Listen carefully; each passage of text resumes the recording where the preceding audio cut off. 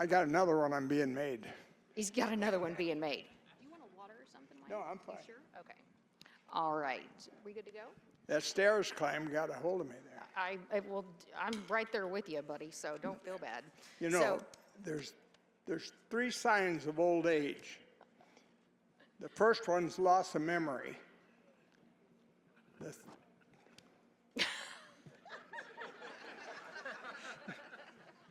I love him so much. So I'm actually very honored and fortunate that Wayne and his amazing wife, Lori, will kind of hang out in my office. These are the actual chairs that I brought out from my office. They're a little bit more comfortable than the director's chairs that we use. So I love hearing Wayne between the races. I like to call it Wayne Unplugged, because you get to hear stories that Wayne might not normally tell, but I definitely think you should write them all down.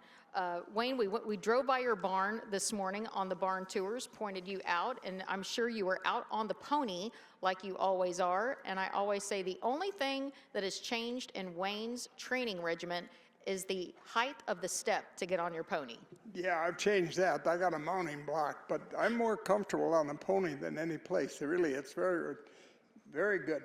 I get out, I get around, I get to watch them close up like I always did. It's a good deal. So Wayne is a Wisconsin native, actually holds a master's degree in education. He was a teacher and a basketball coach, and I just realized a few years ago that I think is absolutely fascinating. Wayne did his master's thesis was a concept for a weighted basketball shoe, and it was so amazing that well, real quickly, that siren does signify that there is a loose horse on the racetrack and that everybody is supposed to cease riding and give the outriders the right of way. So hopefully our outriders will collect that loose horse here momentarily. But Wayne, let's go ahead and continue. Wayne, the concept was so successful, you sold it to Converse. Right.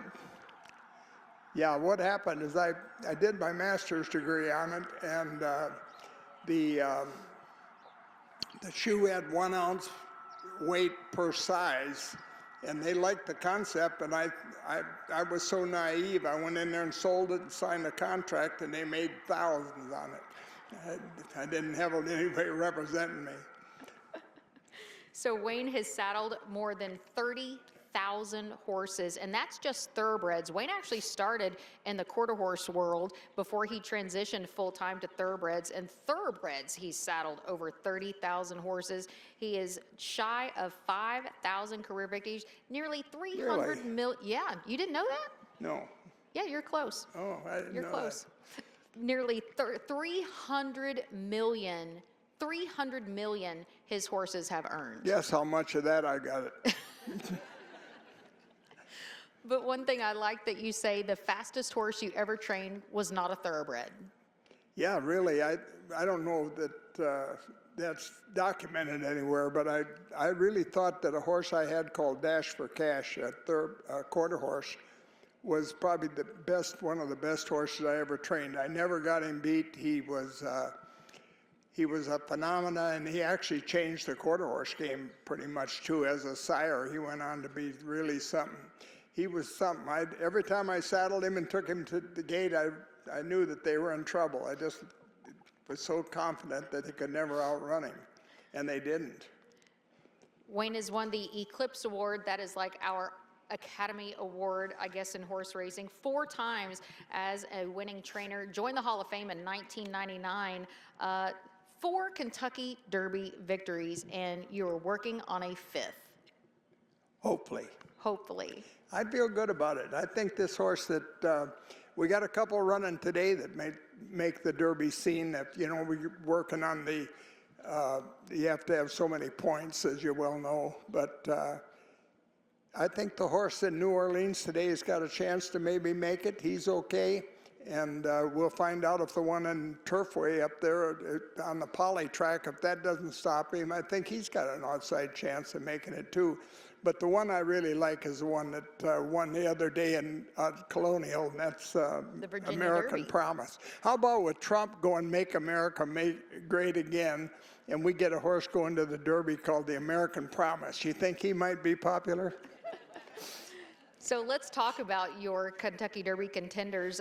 Let's talk about first Caldera, who already has 10 points in the Grade 2 Louisiana Derby at the fairgrounds. Tyler Gaffleone, this horse was runner-up in the Sunland Derby after he broke his maiden right here at Oaklawn. That was a really gutsy run for that 3-year-old. Yeah, I thought he should have won that day. I think Bayerano went to sleep a little bit on him.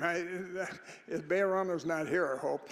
But he made the lead, and I think Raphael relaxed a little bit on him, and he's a horse that you have to keep pushing on a little bit, and he got caught there right at the wire. But he's legitimate.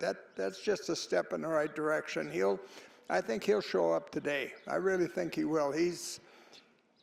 If you believe in the handicap numbers, he's got the best numbers of that field today. On the Ragusan sheets, he's the lowest. So that may help him too, if you're a good handicapper. So Wayne is across the country today, not only here, Louisiana, but also in Kentucky with Innovator, who was runner-up in our Advent Stakes, a maiden allowance winner, and third in the Grade 3 Lecomte. He was 12th in the Rebel, though, but you obviously thought enough of him to send him up to Turfway. Well, I'm going to draw a line through the Rebel. That was the track I thought was awful hard that day. I don't think he cared for it. That's why I'm sending him there for the poly track. I think he'll handle that better. I don't think he wants that hard a surface. I think he wants a little bit more cushion to it. The poly track should give him that. The question for me is, will he run 1 1/8 or even 1 1/4 miles? We need to find that out first. But I could see him running big today there. Well, another big day, as Wayne mentioned, American Promise won the Virginia Derby at 1 1/8 miles and set a new track record when he did it in 1:46.41. Were you kind of surprised about not only the win, but the track record? I was surprised about a couple of things. The way he accelerated the last eighth was really impressive, and that's what we have to have. The track record was a pleasant surprise at just showing he's coming along. One thing about that horse, American Promise, is going to be 2 when the Derby's run. He's a May foal. No kidding. Yeah, he won't even be 3. Wow. And so he's coming along a little bit late here, but he's really changing almost weekly. I see it in him every day, a little bit stronger, a little bit better. So I look for him to really step up. I may run him once more too before the break from when he won the other day in Colonial to the Derby is 6 or 7 weeks, and I think that might be a little more than I want under him. I think I may run him once maybe at Keeneland and tighten him up a little bit more. I don't know if I'm good enough trainer to train him for 7 weeks, but we'll see. I beg to disagree. But he's a big boy. He's 17 hands, isn't he? Yeah, that's another thing. He's a big, growthy horse, really big, and he's gonna by midsummer he'll weigh 1350. He's a big horse, and those big horses take a little time to coordinate, find out what they can do, but he's so well balanced that you'd think he isn't that tall till you walk up to him. Then you realize how big he is. He's a big horse, but he's getting that good gliding stride to him. And when he accelerated the other day at Colonial, that was probably a key that I think he's got what it takes, and I'm really optimistic about him. So obviously we've got the prep for the Kentucky Derby and the Arkansas Derby. And what are your thoughts on Best Friend Rocket? Well, we're going to take a swing for the fences there. I don't know about. You have pretty good aim. I really when you haven't swing had for that the horse fences. that long. I just had him a month now, and I'm really still trying to find out about him. I think he's a better horse than they think he is. He belongs to Frank Fletcher, the car dealership guy over in Little Rock, but I think he's a better horse than Frank thinks he is. And I've only had him a month, but he's really changed a lot, and he's won 2-3 races already, so he's not without ability to win. But I think what we'll find out is whether he is that quality, but I think that's one that will run that far. Okay. I don't have any question about him getting 1 1/8 miles. And he's a dangerous horse to leave out of your exacta. He might show up on Good to know. Arkansas Day. He might. I mean, you did have a horse break its maiden in the Grade 3 Honeybee last year with Lemon Muffin, so anything is possible. In racing. In racing. So we talked about some of your Kentucky Derby contenders. I want to talk about Nuit Magique, a 4-year-old filly who was a $1 million sale purchase and was so impressive in her maiden allowance win, came back right to win a first level allowance. Is she going to stay sprinting or will you stretch her out? I want to stretch her out. I'll stretch her out as soon as I learn how to pronounce her name. She's You can just call her New Magic. Yeah, it's called a magical night, I think it means in French. Oh, in French. But she's a very talented filly. I got her as a full 2-year-old, and first thing we discovered is she had a chip in her knee, and we did the surgery, took the chip out, and had to give her, suitable time for that. But she's come around. She's really a talented filly. I had no involvement in the buying of her, but I really think that they're going to get their money's worth. She could by, I don't know if she's ready yet for the big time, but I think by midsummer, I think she'll be really, really effective. So I don't know if you remember, Wayne, but 2 years ago, you said, I'm getting ready to have the best crop of 3-year-olds I've had in a long time. And you now have 4 Kentucky Derby contenders. Hopefully. Hopefully. Let's give them another week and see how many we got. Let's take it day by day. Yeah, we don't want to get ahead here. But you had said that the up and coming were some of the best horses that you've had in quite a while. Yeah, it's interesting. Last fall when we went to the yearling market at Keeneland, where we usually do most of the buy-in, I told my key clients, John Bellinger and Brian Coelho, 2 Texans, or a Californian and a Texan, that maybe they ought to really think about making these purchases, because when they run and they're 3, I'll be 92. And I said, you might want to think about maybe spinning them off to some younger guys, or evaluating where you're at and what you're spending and everything. And normally we buy, 5 or 6, and they said, don't worry about it. They went in there and bought 18. Whoa. So they're not worried about that too much as I am. But they've got a very strong stable, and it's coming around. Their young horses are really starting to get a lot of good, we're getting good vibes on them already. They're down in Ocala, but they own American Promise, they own Innovator, the horse that won yesterday, Perfect Force, is going to come around and be, I think, a pretty nice horse. They got some nice horses. That's BC Stables, correct? BC Stables, BC Stables. So one thing that Wayne does that I absolutely love so much is every time he wins a race, we'll let the water truck go by. That's good handicapping tool right there that they're putting water on the track. One thing that I love that Wayne does, every time he wins a race, he takes a child into the winner's circle to get their picture taken, creating a new fan. How did that tradition start? I don't know. About 45 years ago or so, I was started down, and I saw all those kids along the rail, and they're getting so excited to be there. And I just started gathering them up and taking 1 or 2, and then just go to the parent and say, look, don't worry about it. We'll bring them right back. And the parents might not want them back sometimes. And so we take them. I have Lori, my wife, go through the crowd. Yesterday we got 2 nice. I saw that. Two about 7 or 8-year-olds. And we take them down there and give them that experience. And then I tell them, if you wait about 15 minutes with digital cameras now, like we got them, they can go get the actual picture. And if you'll bring it to me, I'll sign it. So I always sign their picture, if I'm around a race or 2.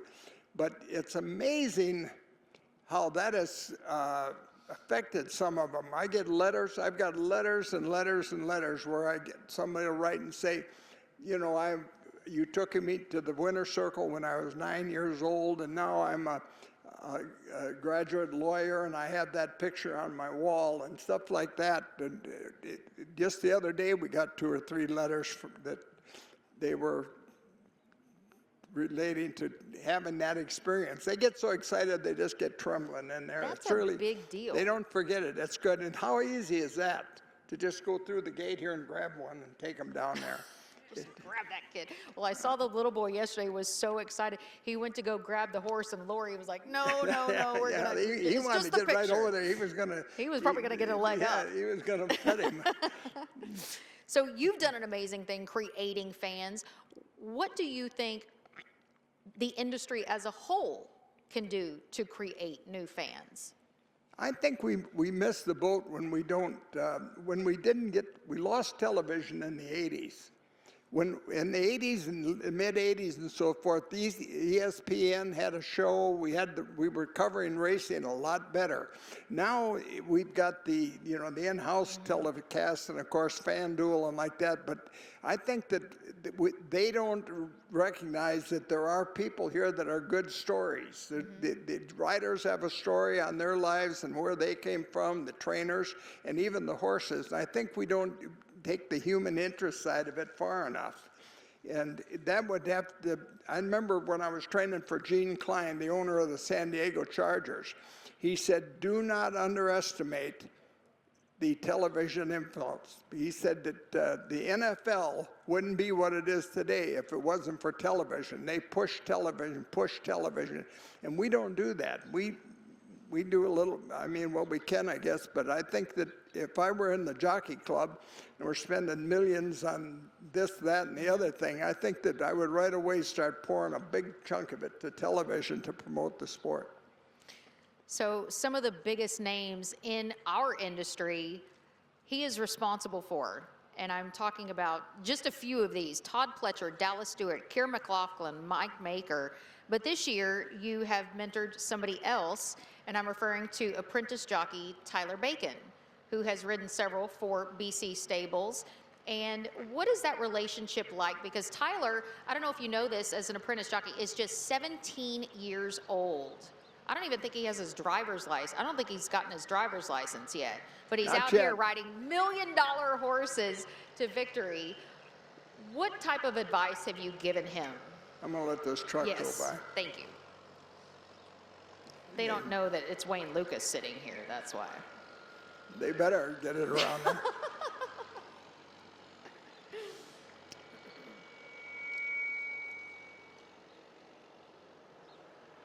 Actually, I'm more worried about Tyler Baker making all that money. I'm not at 17 years old. I don't know. I think he needs some management. I kind of taken him under my wing there. He doesn't have his driver's license yet.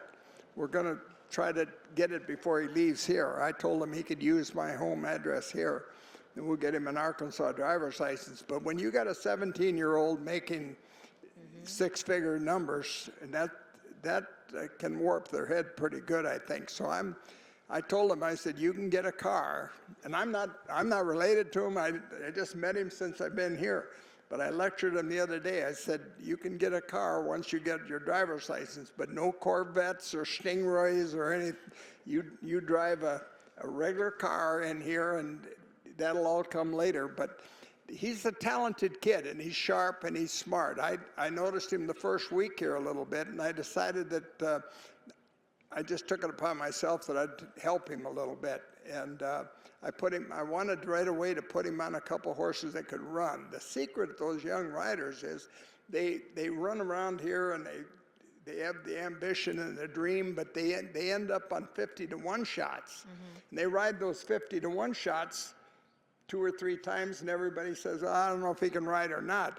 If they ride the 3-to-2 or 5-to-2 shot and they win the first 3 out of 4 races they ride, suddenly everybody says, yeah, that kid can ride. Right. So I made sure that he was on some winners. I don't know how many winners he won right away with us, but we got him going now if we can just manage him a little bit. I don't know if he's going to go on to Churchill. I hope he would be, but he might go back to Prairie Meadows.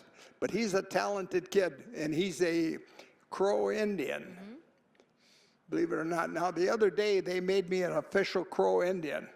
They had a little ceremony right here, and they brought me some gifts and a blanket and some grass that we have to burn. And get rid of the evil spirits. As long as it's not the grass you have to smoke, so right? I'm a Crow Indian. I'm an honorary Crow Indian now. The chief was very good just because we helped him a little bit.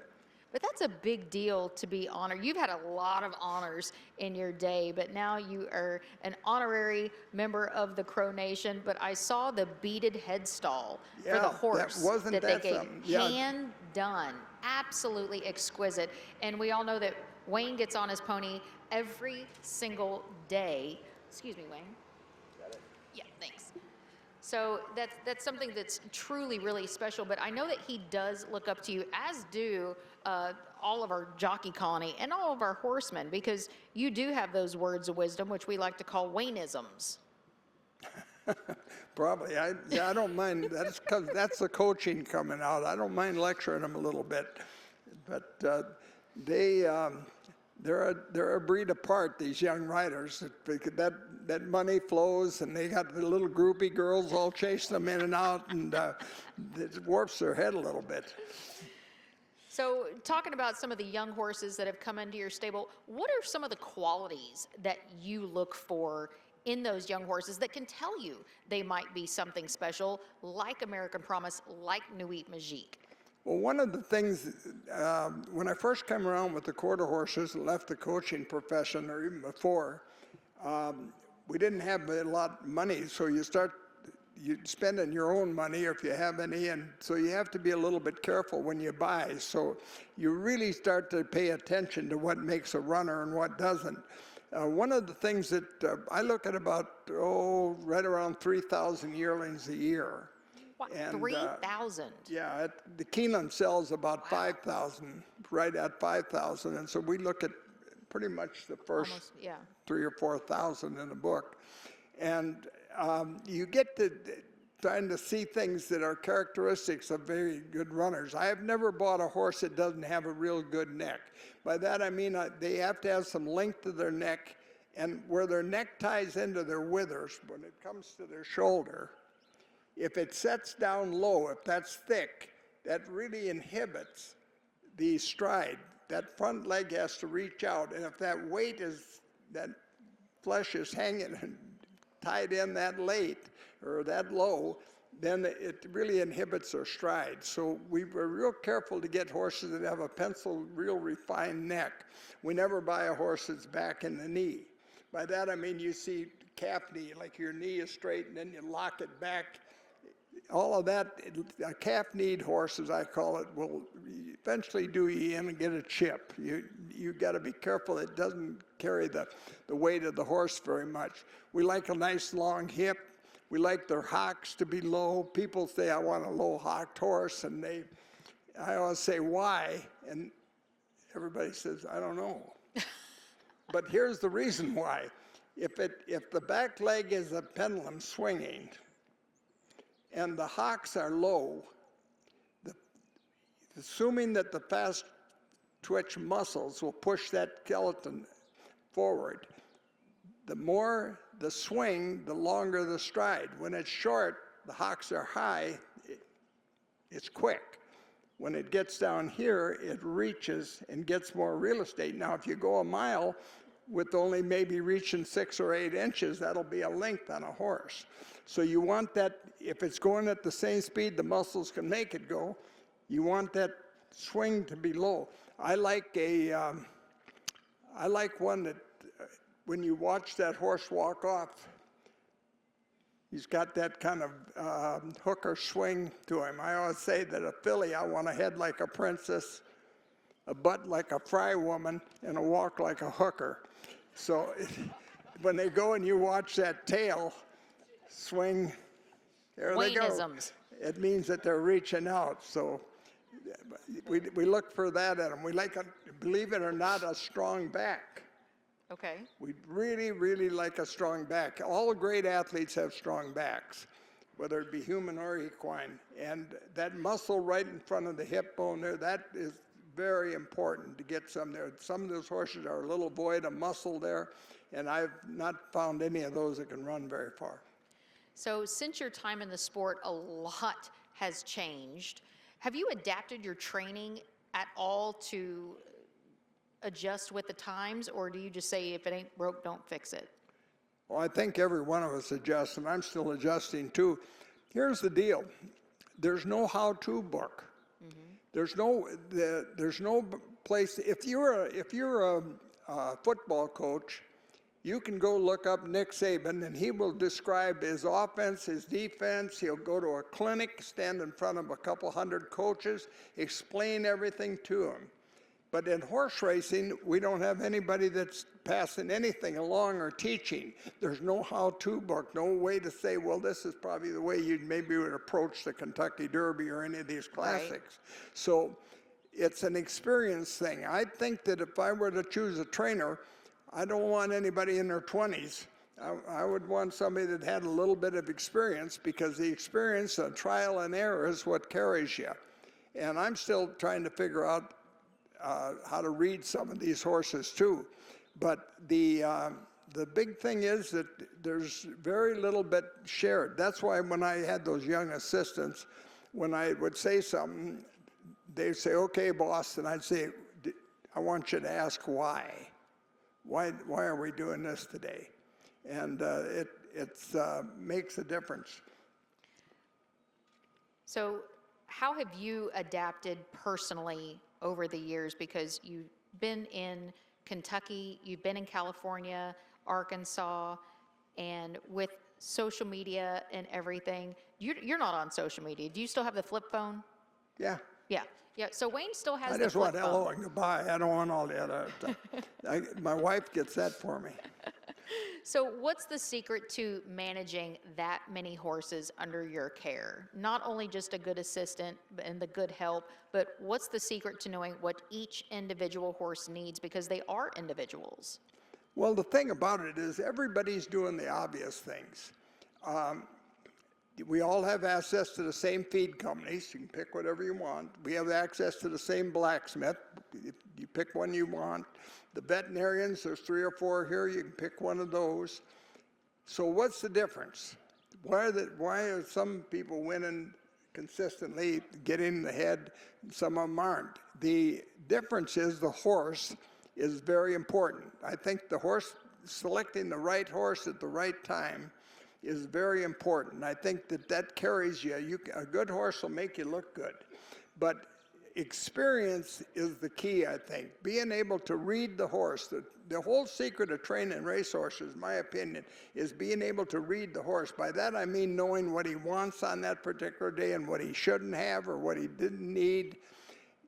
By really observing that horse daily, every day, and knowing their disposition, what they are accustomed to, what you have to push them to do, that's the key. And that only comes from experience. I don't think that there's nobody sitting around at a clinic saying this is what we do and this is how we do it. And it's unfortunate that we don't have more opportunity, access to get some of these younger guys. I go to the starting gate, for example, and I don't want to sound like I'm boastful here, but I'll go to the starting gate and I'll see some of these guys working those horses behind the gate, and I can't even keep my mouth shut. I say, whoa, wait a minute, why don't you try this? They'll have a horse that'll be running sideways to the gate. I mean, instead of going in straight ahead, he'll turn like this. Well, I have found that obviously he's got a problem about loading. And if you I used to sit there and I'd say, why don't you turn him the other way? And they'll say, what? And I'll say, just turn him the other way and see if he'll go in. We turn him the other way and he walks right in. The young guys will say, wow, I never thought of that, But it's just the simple little things like that you learn from experience of doing it so many times. So Wayne has had a way with not only the ladies, but with the fillies and mares. He did win an Arkansas Derby in 1984 with Althea, and then right back in 1985 with Tank's Prospect. So Derby blood is certainly in your veins. And as I mentioned, 4 Kentucky Derby winners. Winning colors. Winning colors. A filly that won the Kentucky Derby in 1988. Yeah, she's the only one of only 3 fillies have ever won the Kentucky Derby, and I don't count the first 2 because they were in 1909 or something, or 1912 or something. They don't so count. We don't count those. They don't count. But Winning Colors in '88 went wire to wire. 7 Preakness victories, and most recently last year with Seize the Gray. That was a very special day. Oh boy. We'll let this truck Okay. go by once like that. Drag, I guess. I'll tell on myself, I was watching from vacation when Seize the Gray won, and I say I have a black heart, but I shed a few tears because I was just so happy for you, because Wayne is the easiest person to cheer for. Oh, thank you. What happened with Seize the Gray, we didn't think that he was quite ready for the Derby, so we managed him a little bit, and I put him in what they call the Pat Day Mile at a mile, and then took him to the Preakness. And now Seize the Gray had 2,740 owners. That's one of those my racehorse things where everybody can buy in for a small amount and so forth. Now, 2,000 of them showed up at the Preakness, I'll guarantee you. When he won, it was so gratifying to see what happened. It was unbelievable. I thought I was at a football rally or something. They came down out of the grandstand, and of course they all brought their friends with them, and they blocked the lane going to the winner's circle. And they were, the ones that got there first were chanting and cheering, and finally the administration there, the couple of the security guards come over and said, we got to move these people. We can't get the horse in here. The horse was out on the racetrack circling around. They said, no, we're not moving. We belong here. We own part of him. And we finally got the horse in there, but it was unbelievable that many people enjoyed that moment. And he won it big times, fair and square, and they still talk about it. If you talk to any of them, they say, my horse won the Preakness. Well, absolutely. They help pay that training bill a little bit. In addition to those 7 Preaknesses, 4 Belmonts, and 20 Breeders' Cup victories. 20. Yeah, what was the most special, do you think? Well, we put the emphasis on the Breeders' Cup. When it first come around, I told my son, who was in with me, that I thought the Breeders' Cup was going to take off. I said, this is going to be bigger than even the Breeders' Cup people think. And it showcases all of the industry and all of the horses. The Derby is the 3-year-olds only. And for once, we showcase the 3-year-olds, and then that's it. But with the Breeders' Cup, you get the 2-year-olds, the 3-year-olds, you get the grass, you get the sprinters, you get the route horses, you get the fillies. Now you get the Euros. So yes, so everybody from Europe comes over. So I thought it would get bigger, and it did get big. So we put emphasis on it real early, and so we started winning those races, and they are now become very prominent.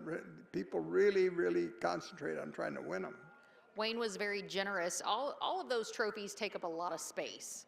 And Wayne was very generous to donate his trophy collection, all the trophies that you amassed, to the Kentucky Derby Museum. They had to build a special wing to house them. So was there one that you kept to maybe give to your grandkids or your great-grandkids? Well, let me ask you something. What would you do if you lived in a house and my wife's sitting over there and you had 2,700 trophies? What the hell? It gets out of hand a little bit. Over 2,700 trophies we'd send over there. But the one that I kept one. I got a trophy. We were given the award of the World Lifetime Achievement Award by the Arab family over there, the Maktoum family. Mm-hmm. And I was supposed to go over there, and something happened. I didn't go, or I didn't feel right, or I don't know what happened, but I didn't go, and I had Dallas Stewart pick it up for me. But what happened was they called almost every day and they said, did you get the trophy? We're going to give it, mail it to you. And we didn't know what. And my wife and I said, no, we didn't get it. Next day we got another call. Did you get it? And I thought, man, they're awful intent on us getting this trophy. Well, finally it came in a big leather box. Okay. And really beautiful. And we opened it, and it was on a marble base with a horse running with a jockey on him, and it was about, maybe a foot high. And I'm looking at this trophy, and it's gold. And I thought, could this be solid gold, this damn thing? It wasn't chocolate. And yeah, and so we kept looking at it and everything and find out it was gold. And I looked in the box and it had something like 170,000 insurance on it. And so I said, you know what, I think this damn thing's solid gold. And so I told my grandson, I said, if something happens to me and I die, melt this damn thing down. Don't keep it in the family. Yeah, Melt it just down. melt it down. Wayne has been awarded numerous Men of the Year for Hey, Kappa Sigma Man of the Year. that's right. Most recent. That's the most Yeah, recent how one. about that? His fraternity. He's the Kappa Sigma Man of the Year. Nobody cares. We all cared. That's a big deal. There's a lot of Kappa Sigs out there. But Wayne has always been very generous with his time, his lessons, his Wayne-isms, and I like to call you my E.F. Hutton because I cling to every word because every word is priceless. Yeah, you're kind. We're going to take answers and questions. I will say, if anybody is going on the 915 barn tour, you might want to start making your way down towards the shuttle bus, which is in the portico share just outside by the American Pharaoh statue. So that's the final barn tour of the morning. Does anybody have any questions for Wayne? Well, if you have any questions, I'll be glad to answer. Yes, sir. So curious, congratulations on the Virginia Derby. Thank you. All the great run. But Virginia Derby's not usually known as a Kentucky prep race, and I'm sort of curious why you and others selected that race at lower dollars, $500,000, as opposed to some of the bigger races. Is that going to be a place to go for Triple Crown preps in the future? Well, what he's asking is the Virginia Derby at Colonial Downs all of a sudden has become one that we're looking at. The first thing is, it has always been grass. They changed it to a dirt surface here last year. And the other thing is Churchill Downs now owns it. And all the Churchill Downs officials were pushing us to support the thing. But it falls in a good spot where you can maybe run there and then, like I said, maybe run back one more time if you have to, if you don't get the points. Now, Churchill Downs made the points attractive too. In a first year prep race, it should have been about 20 points and it was 50. But it falls into a good spot, and with Churchill's going to promote it, it'll be next year, it'll be 100 points and a lot more money because it was well supported. Anybody else have any questions for Wayne? Hey, thank you. Lots of congratulations because you are a literal living legend, and I want to thank you. So ladies and gentlemen, one more time, give it up for Hall of Fame trainer Thank Wayne you, guys. Lukas. Thanks a lot for coming.